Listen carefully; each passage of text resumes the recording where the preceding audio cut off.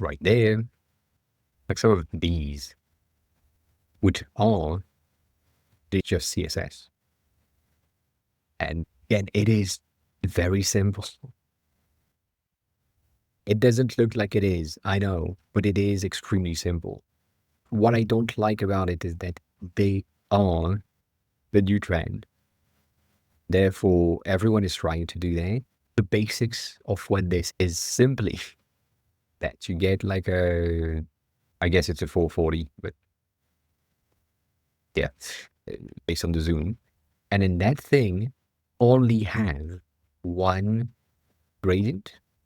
You get this with this color, which is pure white. You make sure that it is a gradient that goes as far as this color. And that in the middle, we get that point right there. And we ensure that it is exactly at 60% right there. It could also be not linear, but radial. That is like this and wider because it is like a rounded element. Nonetheless, you just get this. And then this is going to be outside at, I'm guessing it's going to be 8. And that is going to take a gradient as well, where the end color is going to be much lighter. So similar, but the gray, the start of the gray is way down. So it's going to be where the elements are going to start dropping right there, right? You get this that starts. And that's my background shape. On top of that, you simply need another oval thing.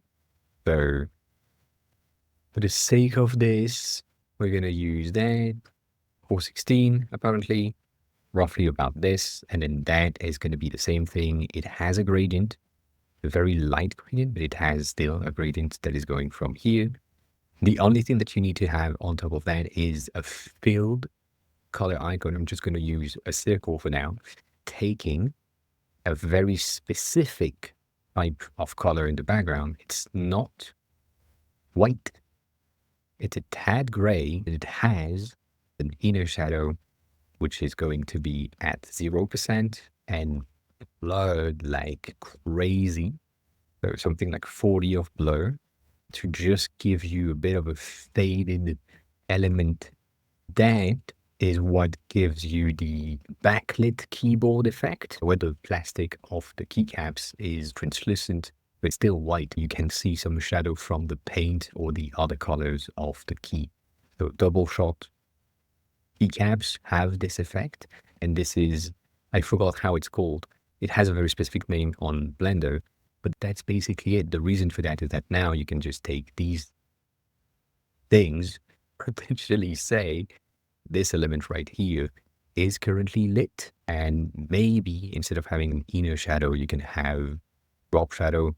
It's going to take that red, maybe a tad brighter, 0 in Y, and potentially like that. So it's currently bright. For this to be bright and red, it doesn't need to be full color. It needs to be a radial, which takes the bright color on the outside and a bit of a lighter center, fully full.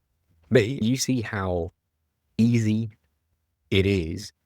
Again, I know that I have the ability to see these things, so it's easier for me.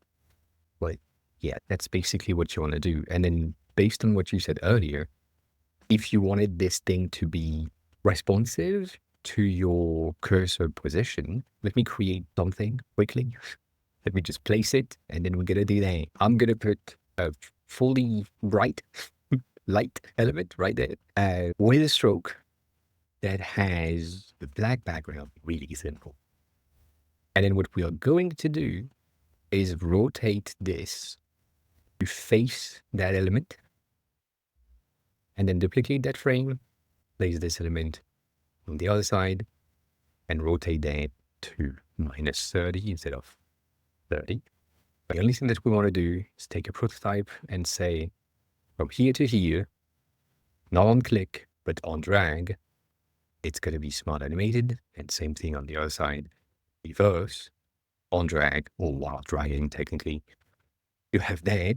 This is faking it inside of Figma to get the effect, but it works.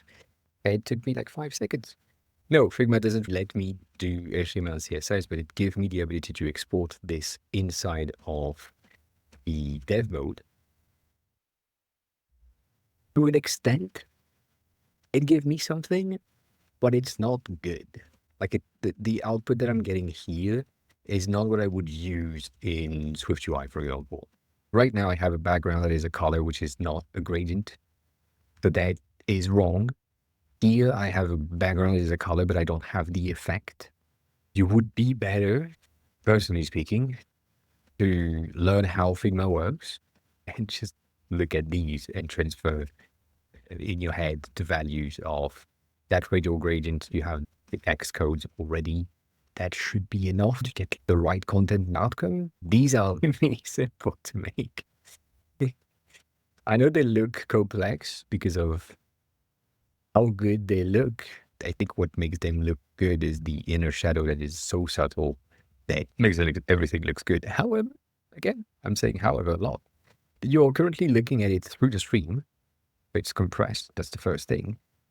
Also, you're looking at it as a zoomed in element. I don't know what phone or desktop you're using, but the reality of the size for you is probably going to be something around here. So size-wise, these effects are not visible.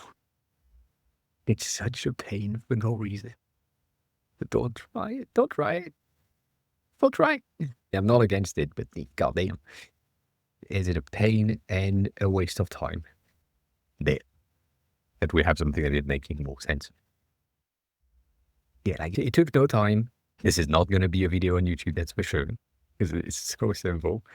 But you can recreate something like this if you want something more premium, if that's what is in your radar right now. However, if you want something that is a bit more clear and glass, instead of making them metal, you can just do the other ones if that's your vibe and if that's what you want to do in terms of style and output for premium feel. You can go in the Figma community tab right there, look for a small company called Apple. I know, not really known, but they do have a specific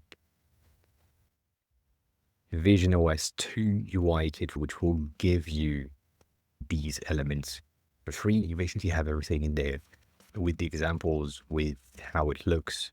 You can take a button, take a floaty right there so that you can see how it's rendered and created.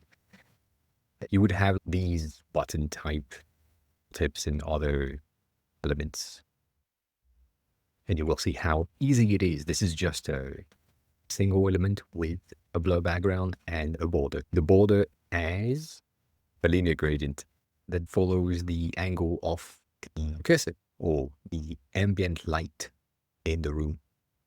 So nonetheless, this is a pretty good base thing.